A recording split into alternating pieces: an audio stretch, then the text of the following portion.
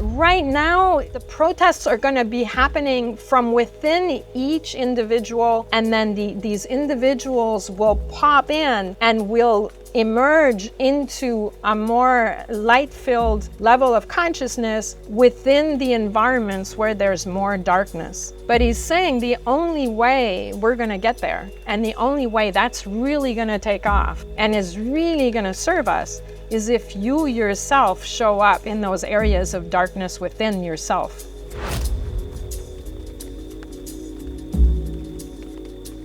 Hello everyone, welcome to Soul Weather, your mid-month energy check-in. I'm Dany Lyne. I'm an intuitive, and for the last 20 years, I've been co-creating well-being and aligned manifestation with folks worldwide, physically, emotionally, mentally, and spiritually. In this series, I'm going to tap us into the main energy through line for the month so that you can ride the contractions and the expansions of the universal energy and translate it into your sacred flow so that you can ride your wave to the best of your ability. Join my YouTube channel so that you can get your mid-month energy check-in. So good evening, good morning, and welcome to the second episode of Soul Weather. And I'm thrilled to say that it's Babaji that's coming in today to inform us and continue to inform us about this energy wave that we're riding, which is really significant. So I'll just start channeling right away. Give me a sec, it's coming in.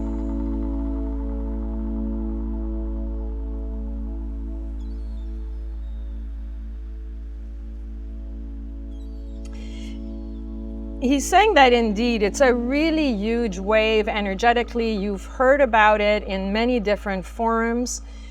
You've heard about it in many different languages.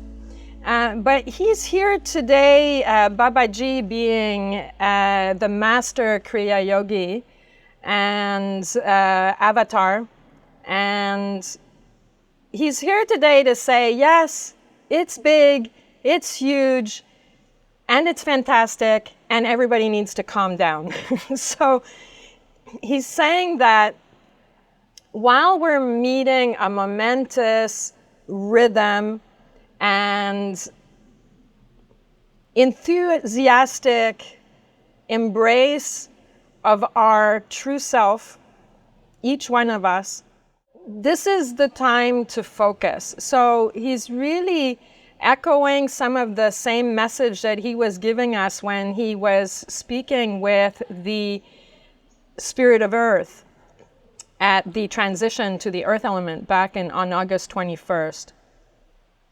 He's saying if you're an athlete and you've competed at the provincials, you've competed at the nationals, even the worlds, but you then decide to go to the Olympics, sure, you might have a moment of woo, but then that's soon over because then comes in the training.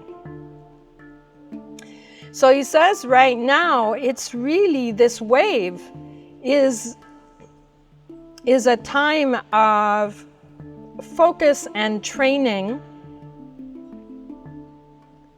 so that your growth is systematic, so that your growth is very well paced. Because you know, the nationals, they happen every year, but the Olympics, it takes a little longer, and it's a huge strategy to train and peak at the right moment. And he's saying right now, it's not so much about peaking in the right moment, it's using the opportunity so that you peak in terms of your growth potential and accessing of wisdom in the next while the energy is so juicy. And he says, sure, there's a lot of excitement, right, in terms of shifts, in terms of structures. There's an earthquake going on here. Everything is shaking. So with my camera, I have a gimbal, so anyway, this is gonna end. Yeah, okay, it passed. That's so funny. He's saying Yes, the earth will shake. And yet, it's really about understanding that showing up for this moment is all about meeting this moment, meeting yourself and meeting the world, meeting all living beings with integrity. He said, this is so much about integrity.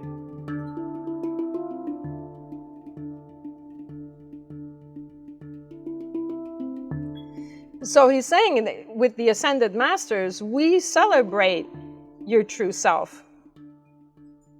A lot of the time, you don't. And so really what we're trying to do here, we're helping you so that that gap in awareness is smaller rather than larger.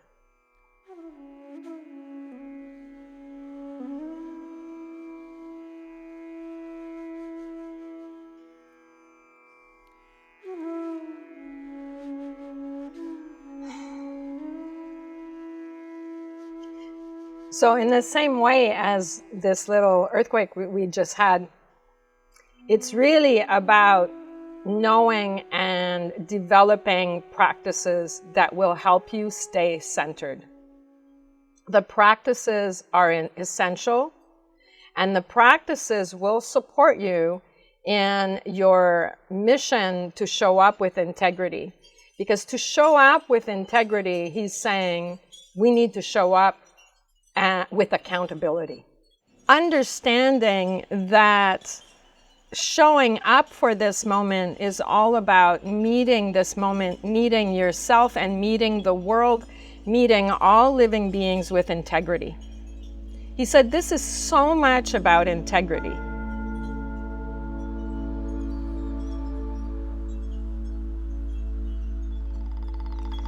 So he's saying that with the Ascended Masters, we celebrate your true self.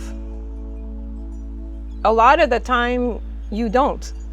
And so really what we're trying to do here, we're helping you so that that gap in awareness is smaller rather than larger. It's really about knowing and developing practices that will help you stay centered. Sri Yukteswar yesterday was talking to us in the Energy Collective about how we have a tendency to warehouse parts of ourselves. And we were all being encouraged to go into the river of ourselves, the flow, our sacred flow. And he's echoing that message in the sense that this is a time to clean up the operation.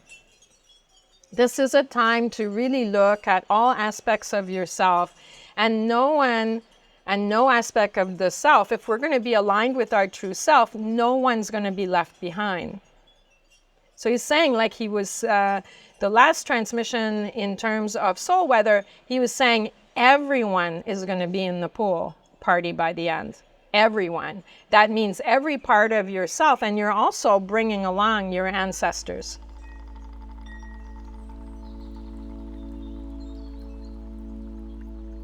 So he's saying right now, in terms of showing up in truth, he's saying this is where one of the warehouses, you can say, or warehousing systems that we have is addiction. And addiction is a huge part of the culture. It manifests in many, many different forms. And he's saying this is really an opportune time to look at those tendencies, to look at those attachments, to look at those habits, whatever they are. It can be substances, but it can also be activities, etc. To look at all of that and kind of go, let's see, where am I at with that? And really have a sense of tenderness and softness, right? No judgment, no criticism here, but to really just look at your lifespan and look at your journey with various substances or activities and basically attachments and addictions, and kind of look at where you're at and see if you can kind of, with the wisdom you now have, if you can meet that aspect of the self with even more compassion than in the past and even more resources than you've ever had, because you've changed, but also the energy is with you to really clear out any source of white noise in your system.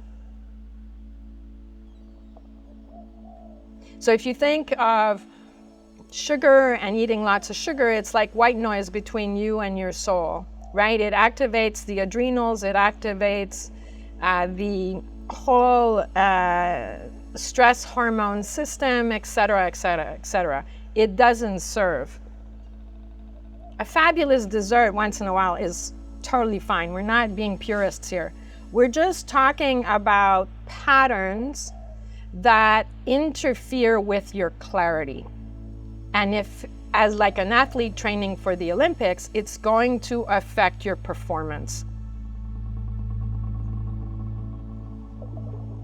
So he's really saying here, like the tenderness I'm feeling coming from him, he's saying, you're learning right now to take care of yourself at a level that's beyond any other time in your life. Because of this wave of energy, the level of how deep this is going to go and how thorough this cleanup job is going to be is greater than ever, because you're doing it physically, you're doing it emotionally, you're doing it mentally in terms of those belief systems, that whole thing, and unconscious biases and all of that, which is so stealthy, and you're doing it spiritually. This is the thing. You're not just clearing addiction from an interpretation of your being that is like the psychological portrait that you might have had. You're adding in the spiritual awareness. You don't just want to get rid of white noise, so that you get rid of the moods and the side effects and the whatnot, and you want to be more stable and whatever, and more able to regulate whatever. You're actually wanting to be in touch with all the living beings and the subtle energies that are on the planet and in infinity. You're taking the mud off your antenna. Right? This is beyond clearing the liver and clearing your head. This is the antenna, and you have two major antennas, right? The one at the base of your spine, your beautiful little tailbone. It plays such a fantastic role. It's your antenna and umbilical cord to the center of the earth. So when you bring your sacrum into balance and into juicy harmony with your hip bones, you're also allowing this little tailbone, which so many people have injured, and the poor thing is off to one side or the other, right? Your tailbone health is really important right now. You're going and allowing that beautiful little piece of anatomy to soften up and relax and not be all curled up in panic like a dog, right? Curling the tail. You're letting it open and connect, and in a place of love and trust for the planet and for the energy at the center of the planet,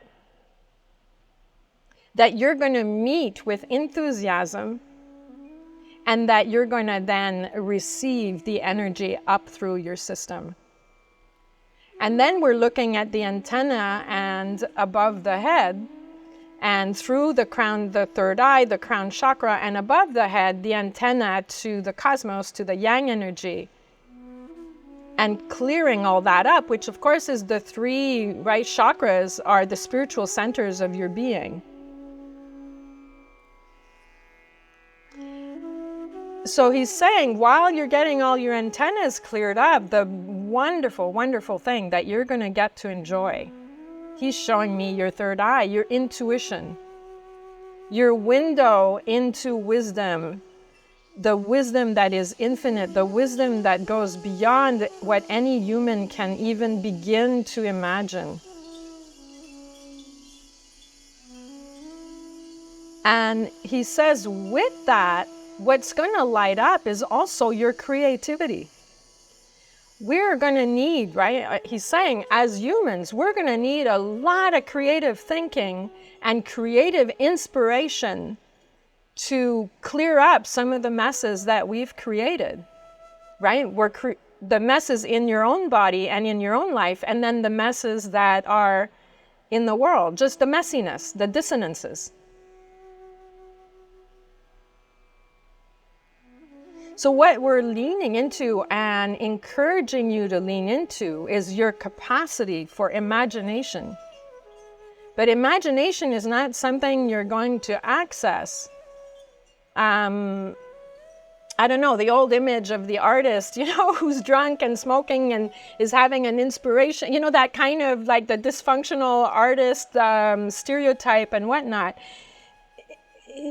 He's saying imagination is the most precious, highest level use of your alchemical instrument. Because you're not only capable of seeing with clarity what is, but you're going to be able to see with clarity what can be. And the power of that is, of course, we know with athletes going to the Olympics right, so much of the game is their visualization. That's why they all have psychological and trainers and whatnot. It's what's going on in the mind is the biggest part of the game, and their capacity to visualize and imagine what can be.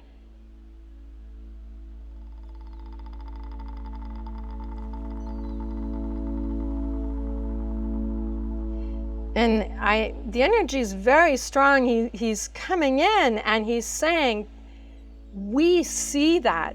We see that in each one of you. We see that in the world. And we see that in other worlds that you guys don't see.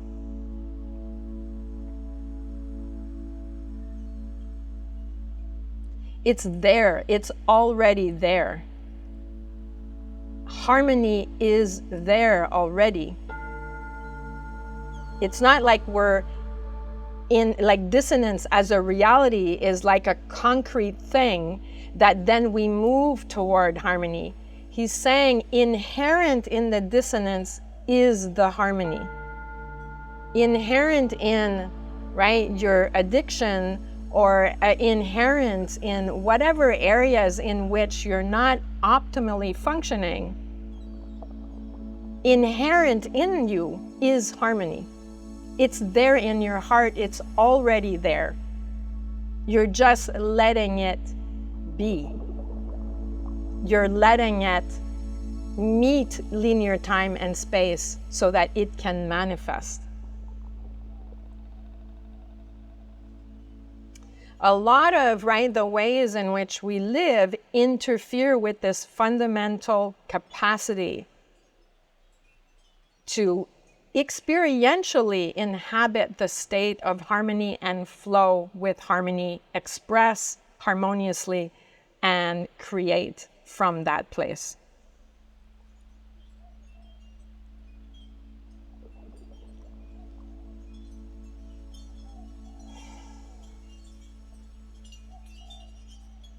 So he's saying that one way to tune in to your antennas and into the process of deep cleansing of those antennas is to center yourself, and to center yourself via the heart. So the heart is the central engine. And therefore, at this time, and this so much echoes what Sri Yukteswar was saying, is that to tap into the heart and to connect to those two antennas and to then engage in a process of cleansing, we do need to move. We need practices. We need the Qi Gong and the Tai Chi and the Yin Yoga and the walks with the dog in the forest, in nature. we need to move in relationship to nature. This is the best way to support ourselves and to allow ourselves to clean those engines and to be engaged. So it's not happening, he's saying, you're not sitting on a chair thinking about this and then setting into motion a plan, a step 1, step 2, step 3, whatever that is for you. He's saying you're going to be cleansing the instrument via these practices, these ancient practices. There's so many around the world. Whatever it is for you, right, that allows you to drop in there. And what he says, then you will be inspired.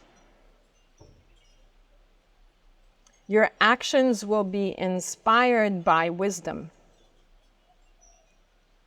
And then what you have is imagination and you have creative action.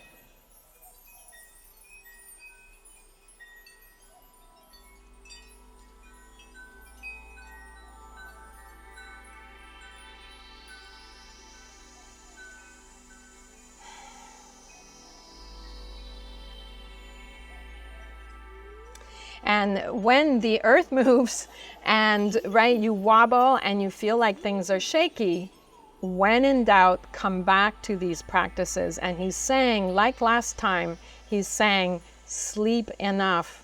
Sleep hygiene still super relevant. And think of an athlete, right? Sleep hygiene, super relevant. Big part of the cleaning up is the rhythm of day and night and how you orient your body and you allow yourself to rejuvenate. But he's saying then the practices come in with that, and then what you'll find is rather than anxious, worry bunny kind of thinking patterns, you're going to drop out of those patterns and possibilities will emerge which are unique to you. Every single person we might all have like an addiction we can name the same way, but every person is going to get out of it in their own way.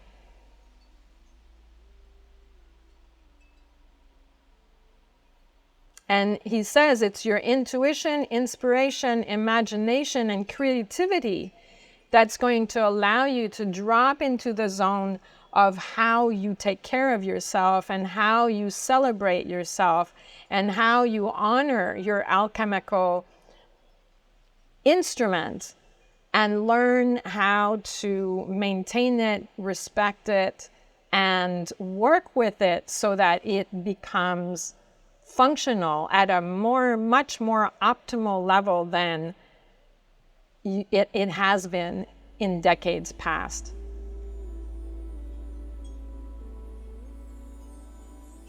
Now he says the tendency to right now, there's big changes that will be happening in the world, but he's saying, you know, the big changes are happening one person at a time. It's still, right, corporations are still a bunch of human beings.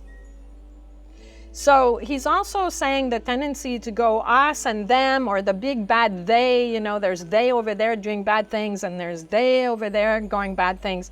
It's just people, lots of people, one person at a time, right, creating the reality that we're in. And so he says, what's going to happen is as we clear those antennas, as we move into this more optimal functioning of our beings, some people are going to be doing that who are in those corporations and who are in government agencies and whatnot, and they're going to suddenly have a whole moment, and then what you have is the birth of a whistleblower. That's how it happens. And then the rest of us and all of us need to support the whistleblowers. We need to support the people who are going to pop up and say, wait a minute, what the hell is going on here? And I don't necessarily want to be a part of it anymore. I can see the consequences for myself and I can see the consequences for others, and I refuse to participate.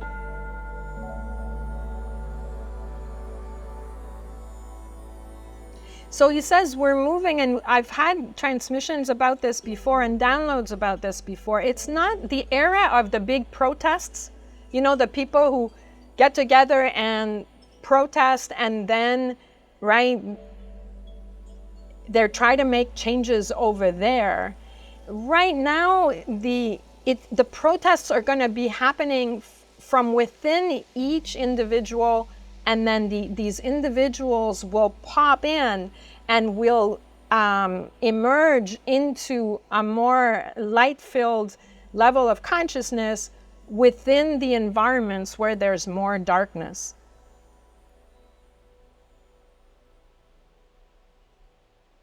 But he's saying the only way we're going to get there, and the only way that's really going to take off and is really going to serve us, is if you yourself show up in those areas of darkness within yourself. Because he says the thing that we have a hard time understanding is that we're all one. And in that sense, if you're doing your work and you're meeting, right, those warehouses where there's some stagnant air and there's darkness, if you're doing that work, you're putting out that frequency in the world. And that frequency builds and builds and builds. The more people do this work, we can't even begin to imagine the energy field that's being created around the planet, which will allow for love to emerge in places where, in particular, there's lots of violence or contamination, or really lots of disorientation and confusion in terms of, you know, unethical behavior, unethical practices, etc. So the more we all dive in, we all roll up our sleeves and meet the world, our world, with integrity, ourselves with integrity, the more you're going to see that momentum of integrity. It's like, it'll be like flash paper at some point. It will dominate. And if we have a world where authenticity and integrity are at the center of each of our lives, well, the world's going to be a different place.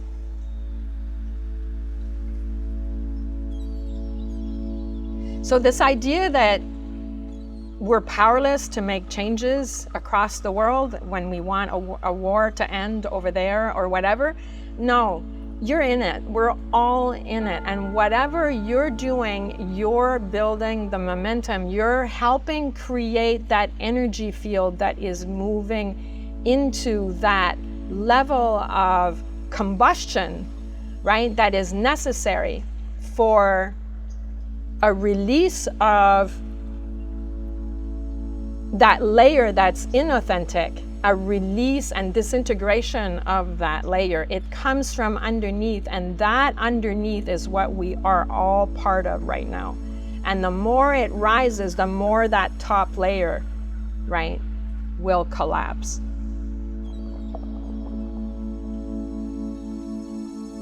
You're all important, is what he's saying.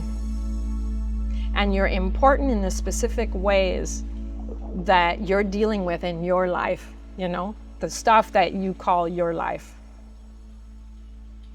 All the pieces of the puzzle are there. The ingredients are there. You're in the soup. And however it's presenting for you, that is playing out at the meta level as well.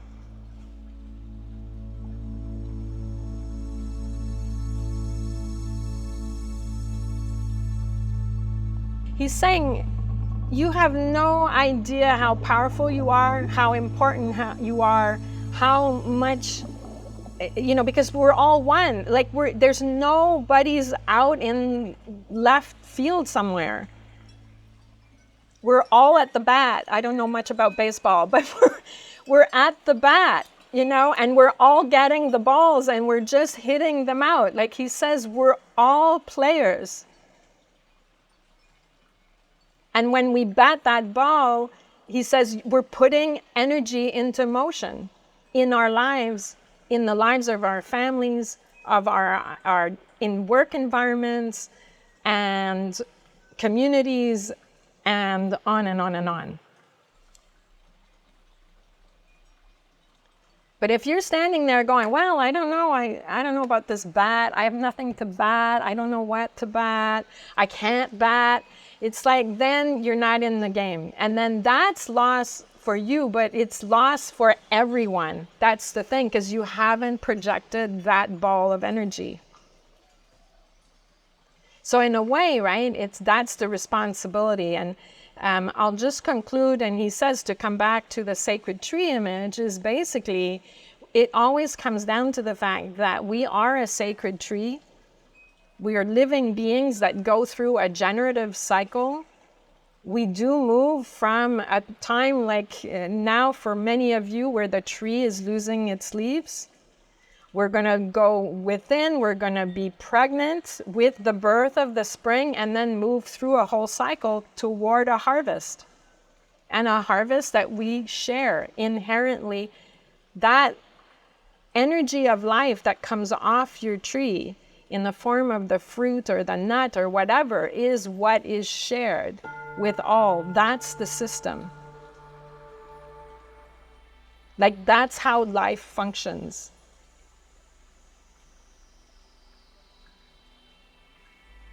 So you can't be in the forest looking at, standing there in your own tree, looking at the other trees and going, well, what are you doing? You're your tree, like you're busy, right? Like just be your tree and move through all those cycles, the regenerative cycle of nature, and moving toward your harvest and the joy of then sharing that harvest. And so it's being the tree, and of course it's being the gardener of the tree. And so you're pruning, you're adding some nutrients at the roots, and you're watering and watering and watering. And you don't forget to water, because that's when things go wonky. And he says the watering and the gardener, those are your practices, your daily practices.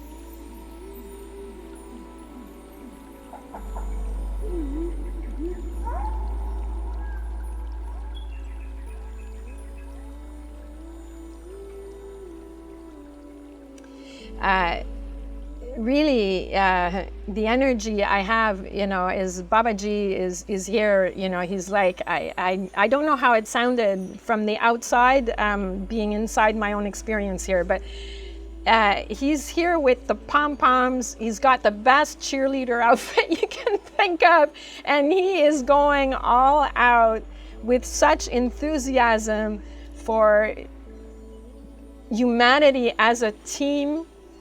And he believes and sees the potential. He's there with enthusiasm. He's there with wisdom. And he's, of course, a big part of he's part of the team, right? Generating this wave of energy that we are all invited to tap into. Right? This wave of energy is a gift from the Ascended Masters, Babaji being amongst that fundamental core team who are generating this energy for us.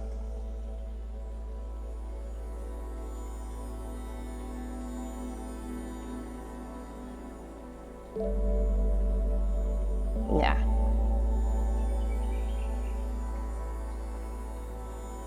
So it's with immense respect for your potential, your capacity, your integrity, your honesty, your potency, your beauty, your gifts, your genius, and all the parts of you that have been hurt. It's with tremendous love and respect for absolutely all of you. He embraces you, and if you wish, if you have a low moment, just do call on his energy. He's available. He's got the best internet service.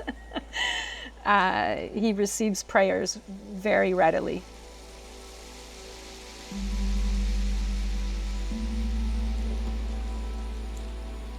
Many blessings.